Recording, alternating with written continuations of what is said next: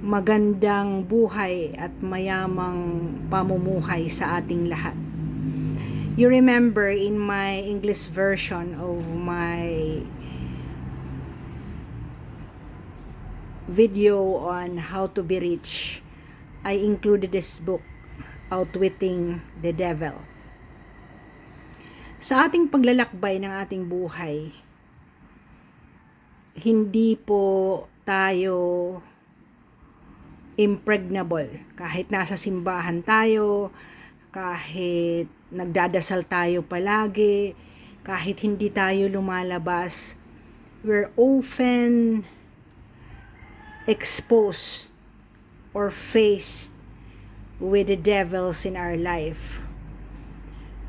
The devil might be inside your head, or your spouse, or your children, your siblings, your parents, your best friend, office mates, the people who are even strangers to you but do not like you, any temptations that would hamper your growth in the work because you will be enticed to make decisions which are not spiritually, legally, ethically, and morally correct. So, sa mga panahon na yan, ano po ba ang dapat? Dasal ka lang ng dasal? Of course not. So, as I told you, the very foundation of your success is within you. Your self-mastery. Kasi kung hindi po strong ang decision making mo, you do not make sound judgment. Example, napaka maliit na bagay lang na nakikita natin sa ating kapaligiran na hindi naman natin nisisitiyan. So you're faced with the truth that you only have like 20,000 pesos a month for your earnings. Mabuti nga kung may 20,000, di ba? Salamat sa Diyos. But if not, what will be our demons? We will look for other means na we can earn money.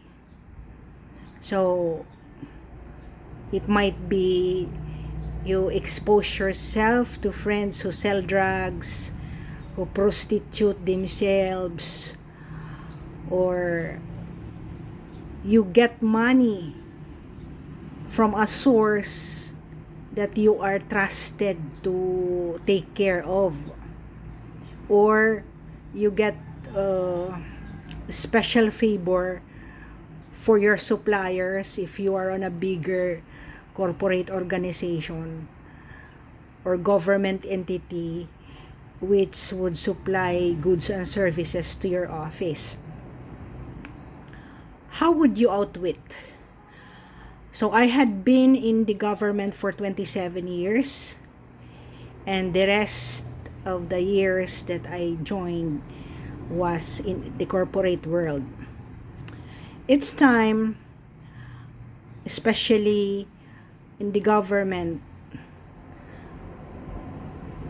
one would be exposed to corruption. Kahit hindi ka humingi, binibigyan ka if the public or any entity is requesting or engaging a favorable project or engagement, or there is a case before your office. So, paano ko ba in-overcome yun? There was one instance, so I was in the office of the secretary as chief of staff. Yung anak ko was grade 5 at the time.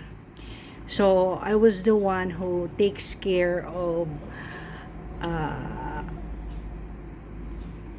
quasi-administrative orders, issuance of an order. Anyway, to make the story short, so when I issued the order, a restraining order. The person or the lawyer for that corporation gave me an envelope, and within that envelope is a 5,000 pesos currency. And then my son, who was in my office at the time, was a witness.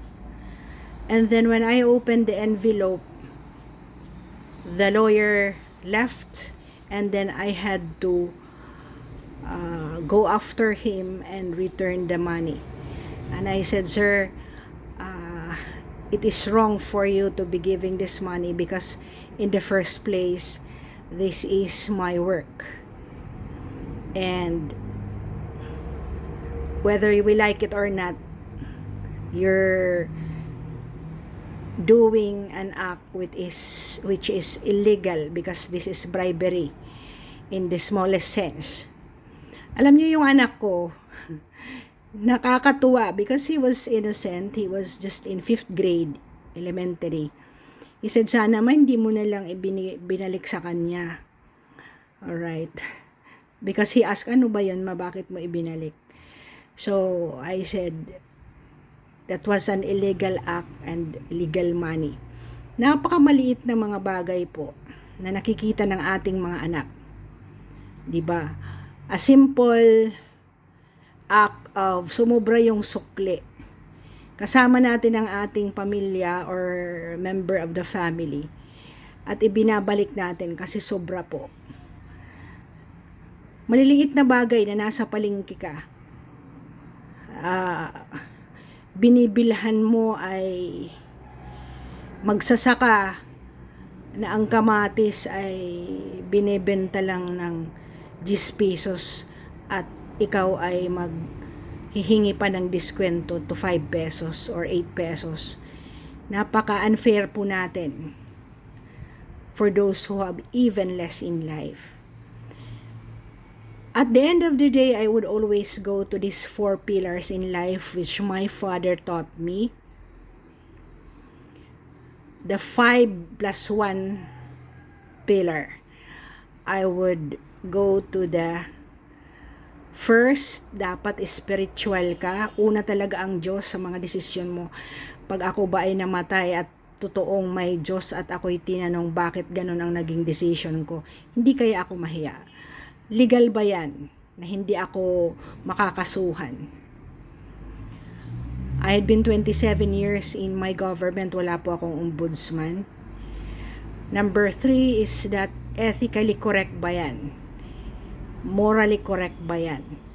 At yung +1 ko po ay ganito. Kapag ikaw po ba ay tinanong ng anak mo, mga pamilya mo, mga kamag-anak mo, bakit naging ganun ang desisyon mo? Ay hindi ka mahihiyang sumagot sa kanila, because you will say, I use the 4 pillars as the qualification standards for me to be able to make that sound judgment. Wala pong ibang sikreto. Yan lang po. Una ang Diyos sa lahat. Huli ang pamilya kung ikaw ay magdedesisyon na hindi ka nila ikakahiya. Kita mo kahit mga tsuper nagbabalik ng mga pera na naiwan. So, the moral fiber within you, that mastery in you, hindi po pwedeng bayaran yan. I hope you learned again, and I hope you would always listen to the end. I would try to make a brief statements lang, kaya lang hindi po talaga pwede na i-brief ko. And I apologize for elongating this very simple technique na hindi po ako nakurap sa aking paglalakbay nung ako ay nagtatrabaho pa. With that, salamat po.